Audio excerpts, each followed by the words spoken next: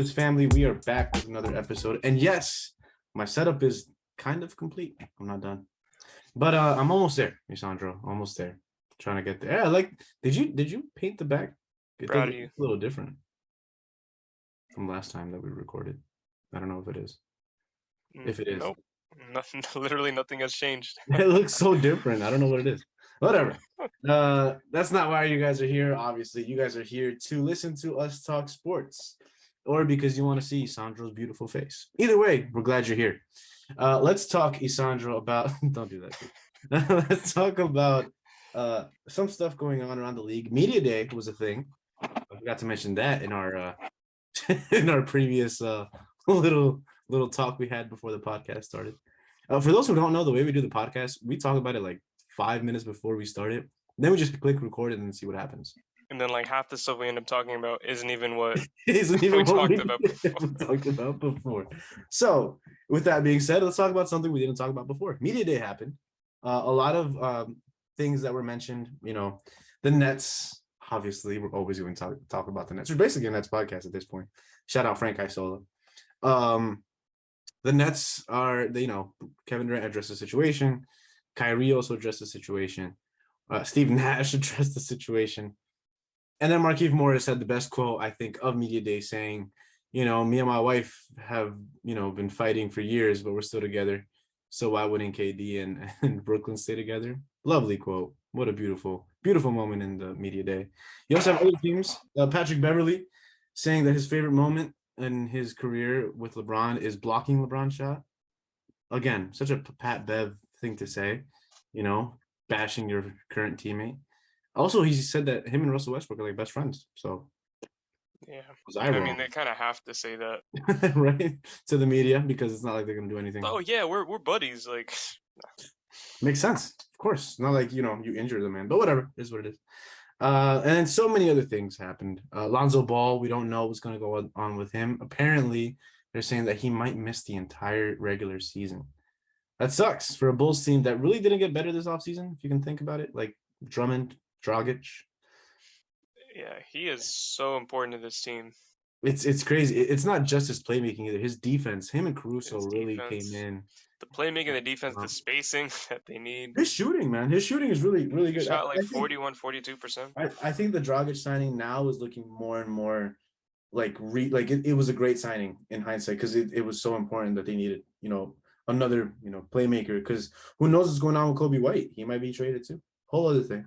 Speaking of trades, Jay Crowder, man, how do you feel about him having more leverage than Kevin Durant?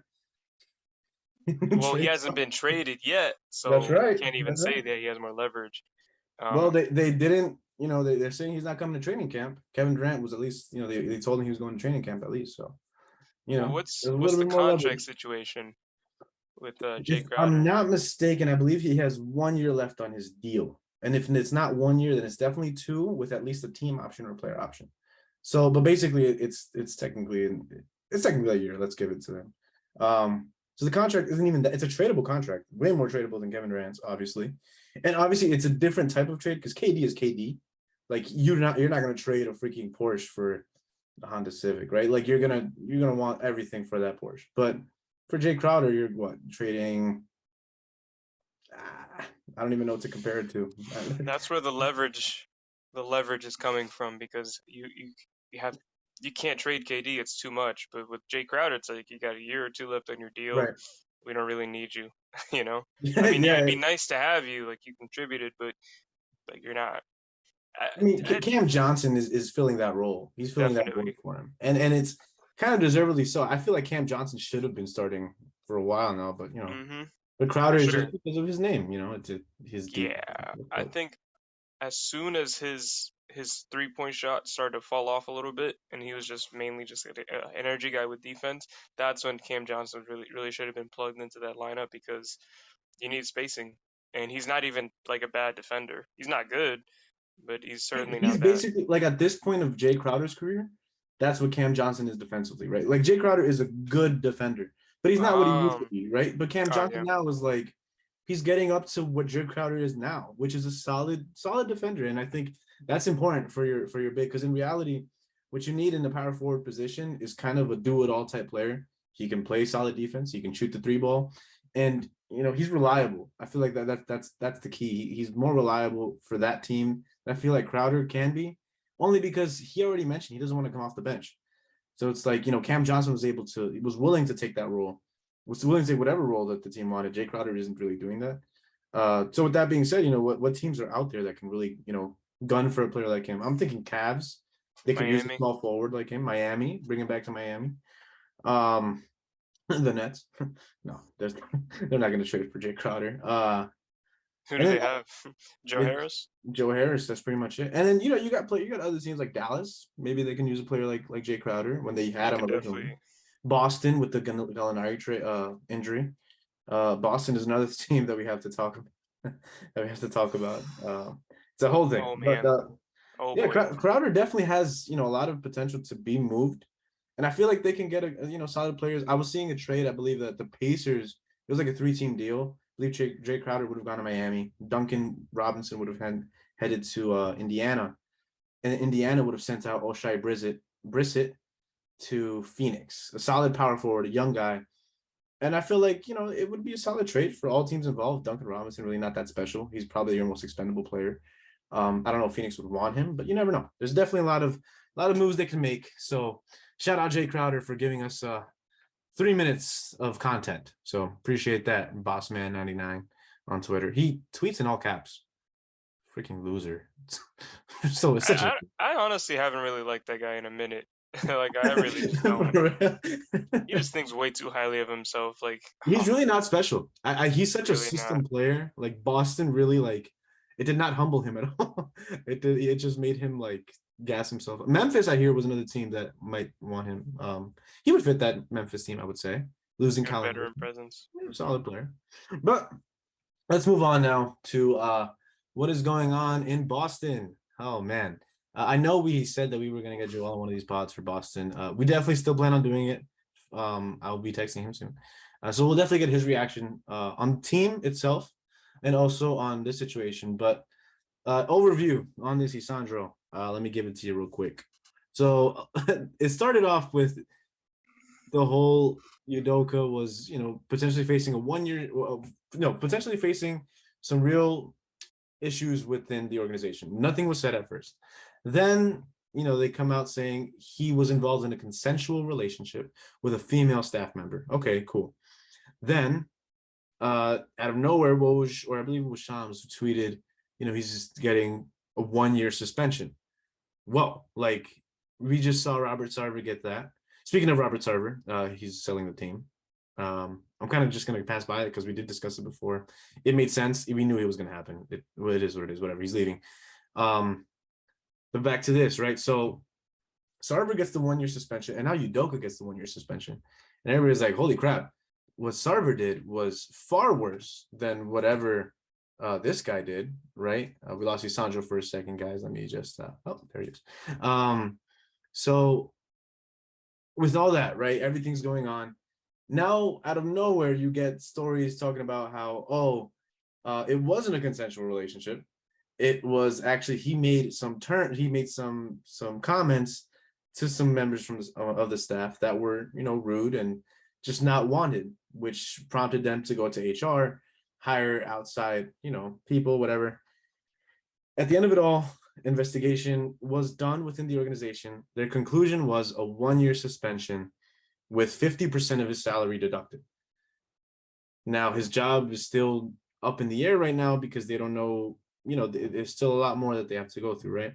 So Brad Stevens had a press release about it. He discussed it. He said, listen, the women that have been named, a lot of it is not true. And we're saying all this stuff about her.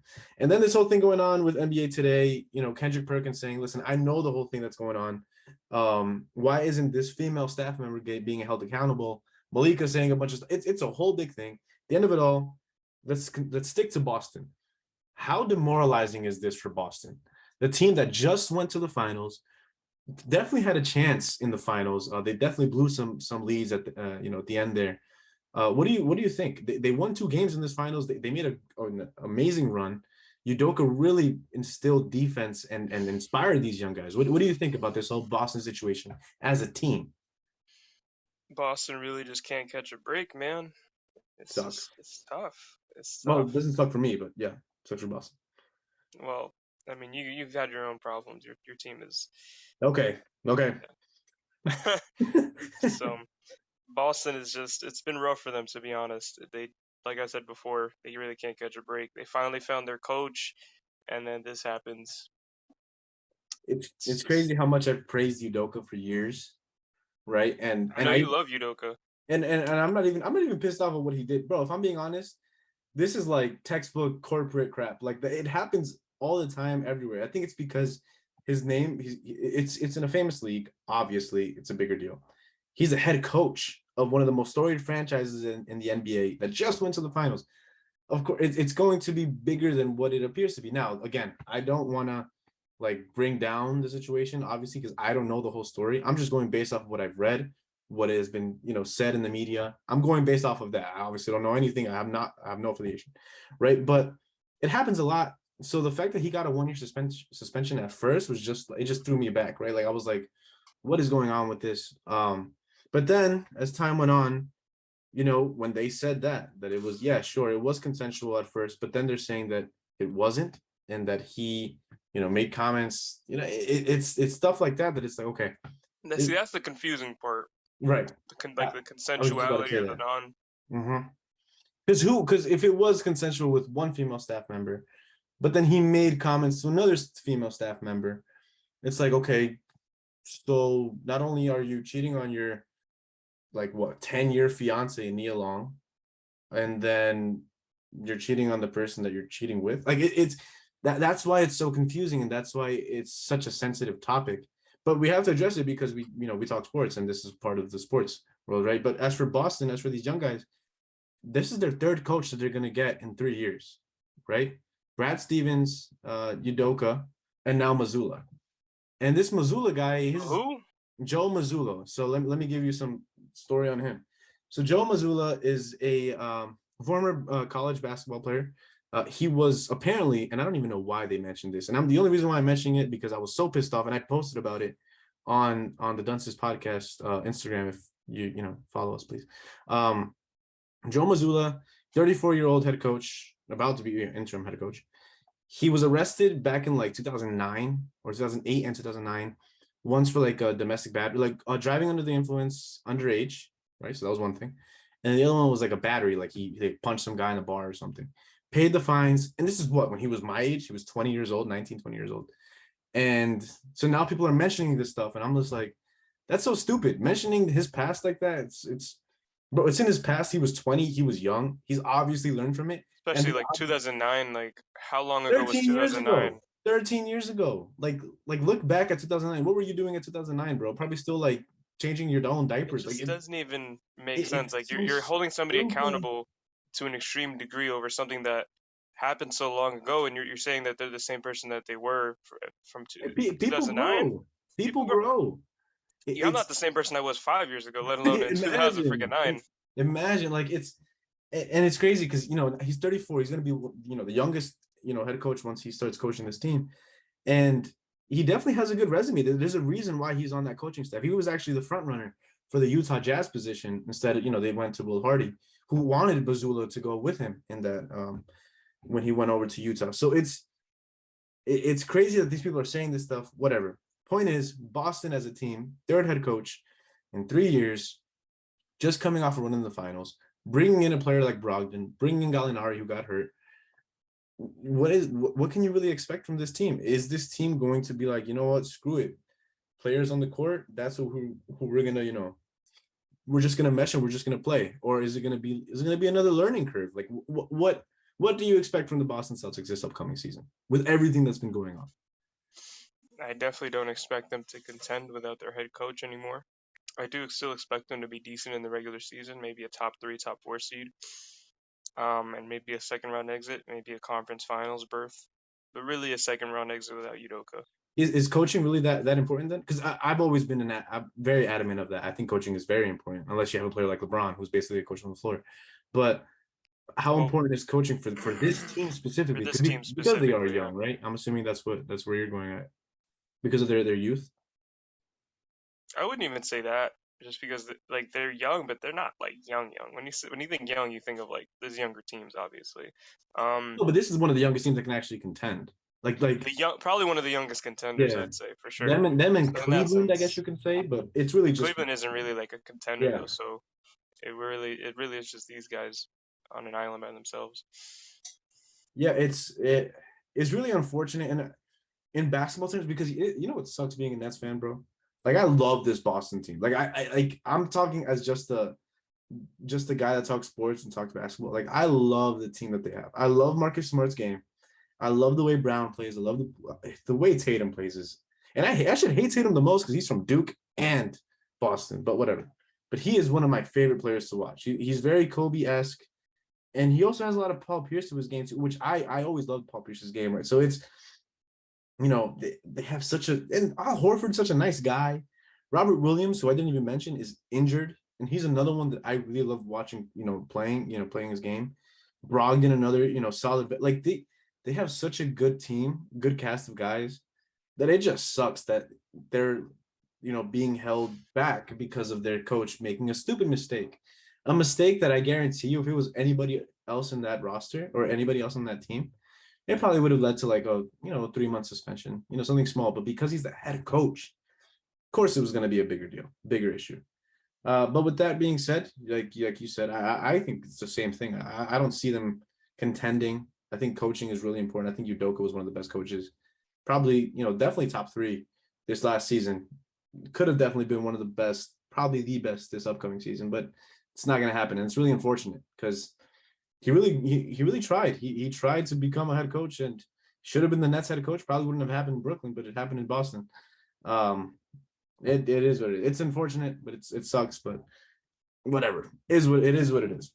Let's get into one last thing. This is going to be a little shorter pod only because a lot of this stuff is kind of like it's already been mentioned. We just wanted to discuss it. In reality, just me because I hate Boston. Um, there was something else that happened at Media Day that I wanted to discuss with you, Isandro. I'm trying to think what it was. It was something specific. Oh, yes, Giannis, right? And it really wasn't a big deal, but Giannis said something like along the lines of Steph Curry is the best player because he just won a championship. Steph was like, yeah, whatever, like I don't care, it's not gonna change my game. After he said that, it got me thinking, Giannis and the Bucks. We haven't really spoken about them since they won a championship, right? This past season they lost in the second round. Middleton was injured. How what do you expect from Milwaukee this upcoming season? I know that it's just like a random thing, but I just think people are overlooking this team so much because Philly got better, Brooklyn might get better, Boston is still there, um, and then it's Milwaukee, and then Miami's still somewhat around there. Do you see Milwaukee being like an actual because they're like a hidden gem right now? Like they're coming with an MVP player, solid secondary player in Middleton, and a good third option in Holiday. Like, what do you expect from this Bucks team this upcoming season?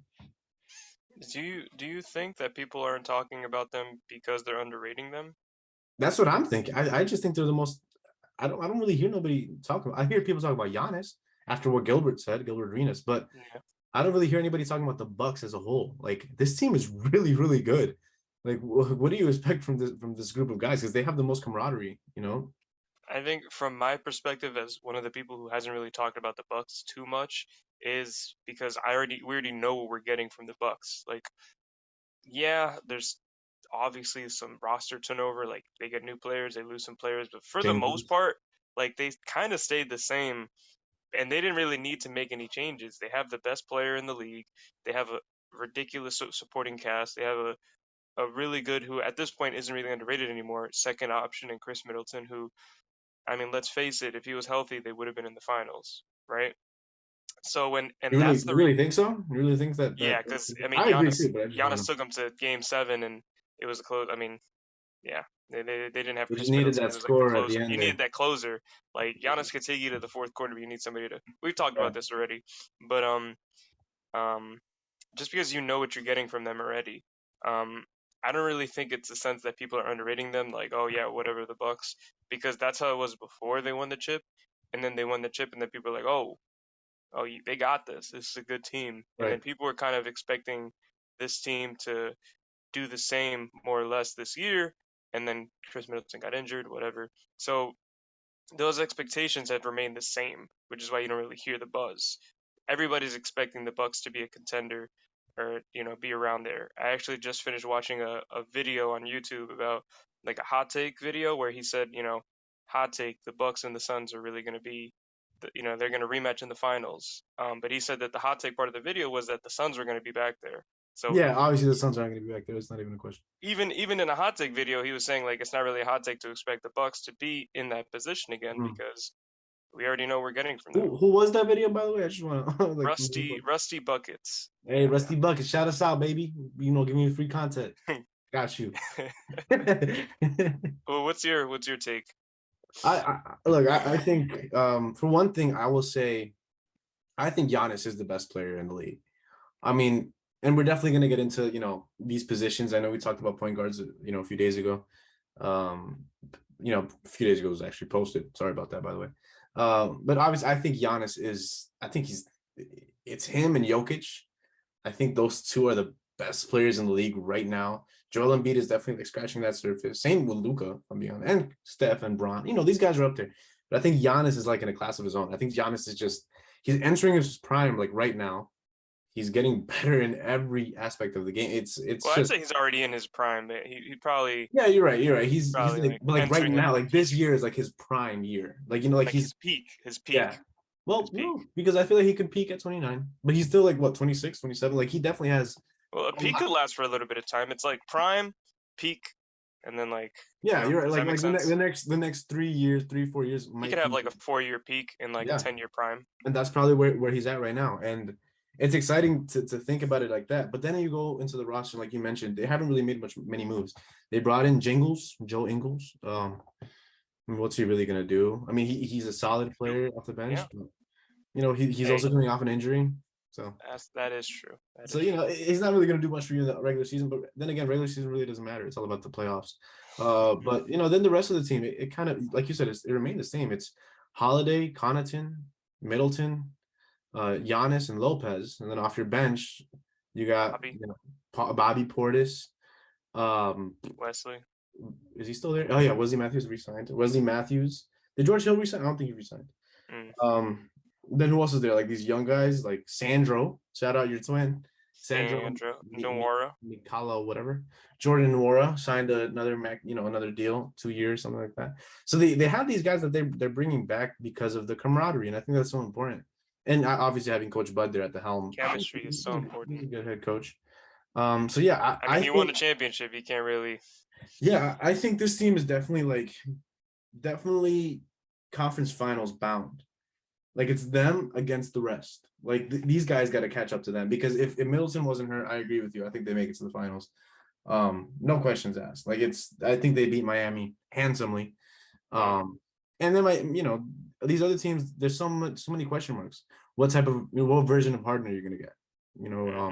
Who's going to be that secondary star in Miami? Brooklyn, what are they going to do in Brooklyn? Brooklyn coaching, I think.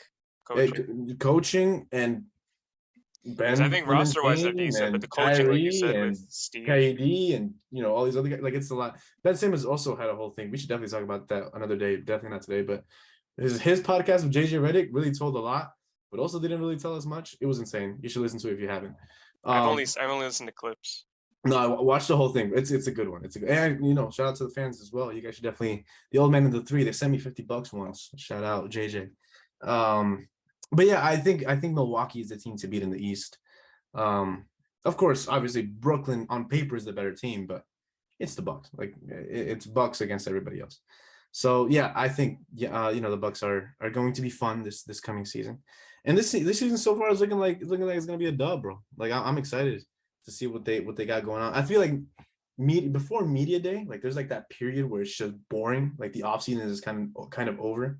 Media day happens, and there's some little things to talk about. Preseason, and then like the Warriors are in Japan with is it Japan with the Wizards.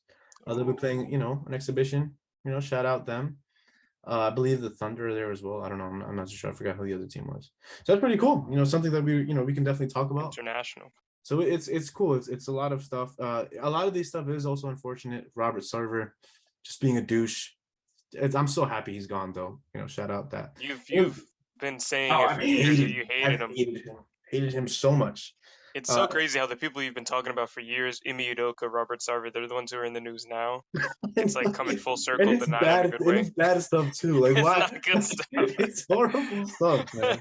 I feel like yeah, some Yes, like I bad like a good mojo thing, man. thing. It is what it is, though. But with all that being said, I know I said it was going to be a short podcast. It was relatively short, about like 25 minutes. So thank you, Sandro, for joining me, for talking. We'll definitely be doing more podcasts soon. For the non-sports people, if you made it up to here, I doubt it, but if you have, we definitely have some things in store. I have some ideas. I know Sandro has some ideas. So we are very excited for that as well. But overall, guys, please like, subscribe, and hit the like button down below. Shout us out to all your friends, families, cats, dogs, sisters, brothers, and grandmothers. And we'll be out there and peace.